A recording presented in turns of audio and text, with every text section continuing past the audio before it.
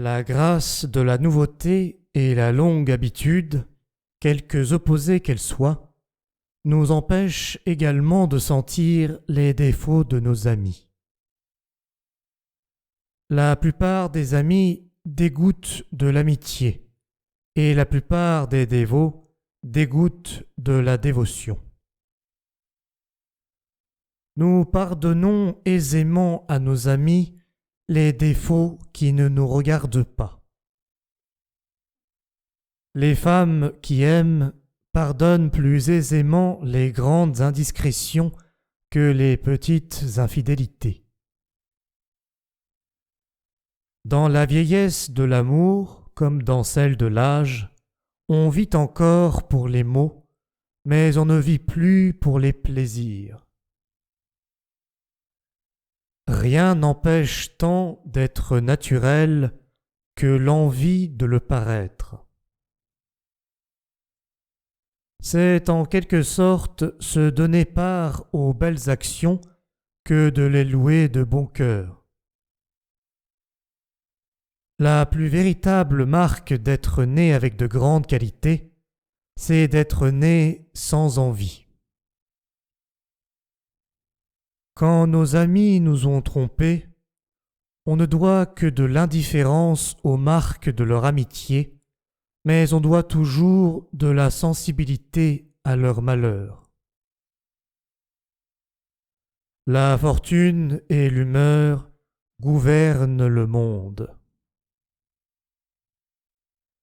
Il est plus aisé de connaître l'homme en général que de connaître un homme en particulier. On ne doit pas juger du mérite d'un homme par ses grandes qualités, mais par l'usage qu'il en sait faire. Il y a une certaine reconnaissance vive qui ne nous acquitte pas seulement des bienfaits que nous avons reçus, mais qui fait même que nos amis nous doivent en leur payant ce que nous leur devons. Nous ne désirions guère de choses avec ardeur si nous connaissions parfaitement ce que nous désirons. Ce qui fait que la plupart des femmes sont peu touchées de l'amitié, c'est qu'elle est fade quand on a senti de l'amour. Dans l'amitié, comme dans l'amour, on est souvent plus heureux par les choses qu'on ignore que par celles que l'on sait. Nous essayons de nous faire honneur des défauts que nous ne voulons pas corriger.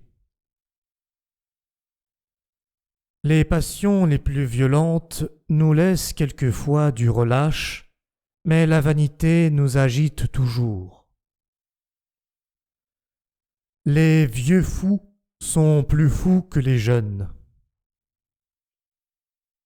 La faiblesse est plus opposée à la vertu que le vice. Ce qui rend les douleurs de la honte et de la jalousie si aiguës, c'est que la vanité ne peut servir à les supporter. La bienséance est la moindre de toutes les lois et la plus suivie. Un esprit droit a moins de peine de se soumettre aux esprits de travers que de les conduire. Lors que la fortune nous surprend en nous donnant une grande place, sans nous y avoir conduits par degrés, ou sans que nous nous y soyons élevés par nos espérances, il est presque impossible de s'y bien soutenir et de paraître digne de l'occuper. Notre orgueil s'augmente souvent de ce que nous retranchons de nos autres défauts.